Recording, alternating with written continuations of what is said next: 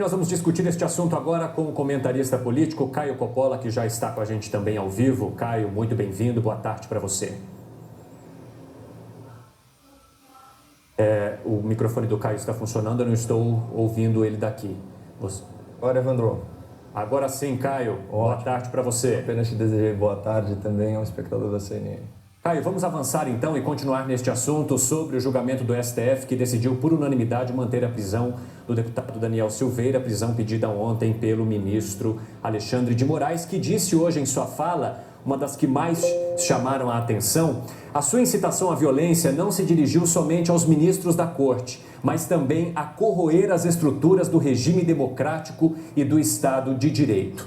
Além do STF, que decidiu por unanimidade, o presidente do partido PSL também está buscando aí a expulsão de Daniel Silveira do partido. Eu gostaria de saber a sua opinião sobre um pedido de prisão em flagrante do deputado por causa da publicação deste vídeo de 19 minutos, citado então pelos ministros do STF. Bom, Evandro, como bem colocou a Rita, o nosso tempo hoje ele ficou muito exíguo para fazer uma análise técnica do erro grosseiro que foi cometido contra a Justiça do Brasil hoje.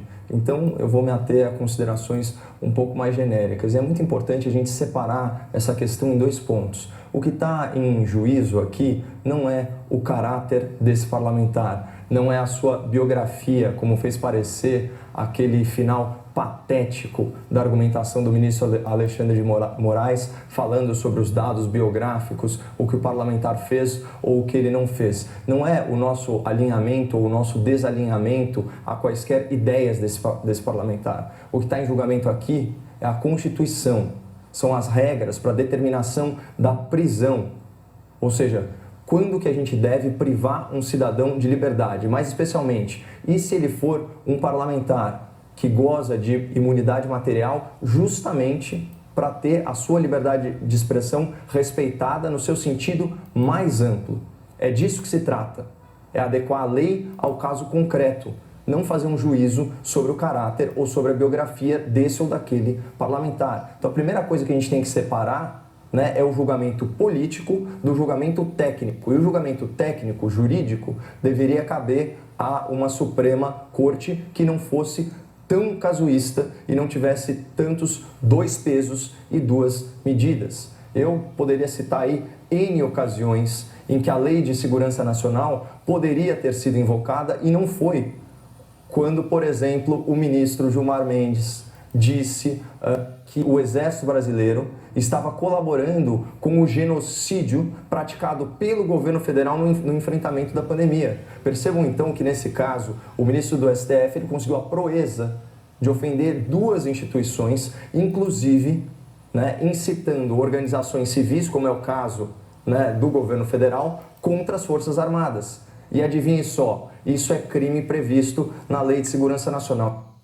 Retomar, só para a gente falar assim do básico, o que a Constituição fala sobre liberdade de expressão, que obviamente não é um direito absoluto. Mas se você reparar na Constituição, inclusive as violações à liberdade de expressão, elas são previstas, as combinações, vamos dizer assim, as consequências dela são reparação. Mas nunca a priori, tanto que não existe censura, né? É livre, artigo 5º, inciso 4º, é livre a manifestação do pensamento, sendo vedado o anonimato.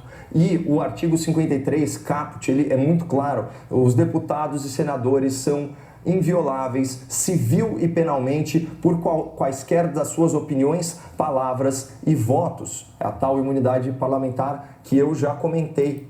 E aí o parágrafo 2º desse artigo diz o seguinte: desde a expedição do diploma, os membros do Congresso Nacional não poderão ser presos, salvo em flagrante de crime inafiançável. E aí qual que é o pulo do gato, né, que o ministro Alexandre de Moraes e, ao que parece, todo o plenário do Supremo deram para justificar o injustificável, a arbitrariedade? Eles enquadraram a conduta do parlamentar na Lei de Segurança Nacional, transformando né, a fala que é sim uma fala agressiva, é sim carregada de injúria, é sim carregada de difamação, num crime inafiançável contra as instituições do Estado. Mas para ficar em um exemplo, eu vou pegar aqui o que ele fala sobre o Supremo Tribunal Federal. Aliás, o espectador da CNN vai ter muita dificuldade de encontrar, né, o vídeo do parlamentar. Por quê? Porque o ministro Alexandre de Moraes mandou tirar o vídeo da plataforma do YouTube sob pena de multa diária de R$100 mil. Agora, como fica o nosso acesso à informação com esse tipo de restrição? Não é verdade?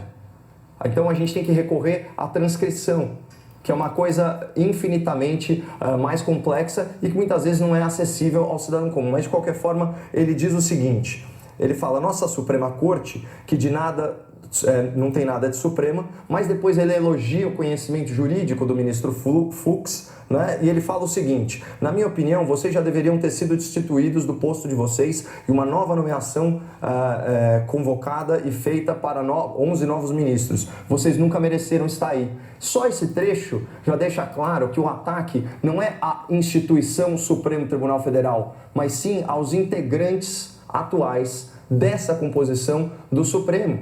Então eles querem fazer parecer que uma crítica, embora chula, embora ácida, ela não é as pessoas que ocupam o cargo, mas a instituição em si. Eu li a transcrição inteira, vai ser um prazer, se eu tiver oportunidade, em razão aqui da pauta do nosso quadro, de tratar isso em detalhes e de forma técnica para o espectador amanhã, mas isso é uma tremenda forçação de barra, isso é um atropelo, né, de qualquer regra de processo penal, é um atropelo da Constituição, é um atropelo das prerrogativas dos parlamentares e, de novo, não se trata de um juízo sobre quem é a pessoa, mas sim como a lei deve se aplicar ao caso concreto, e o que o Supremo Tribunal Federal fez hoje é arbitrário e é casuísta.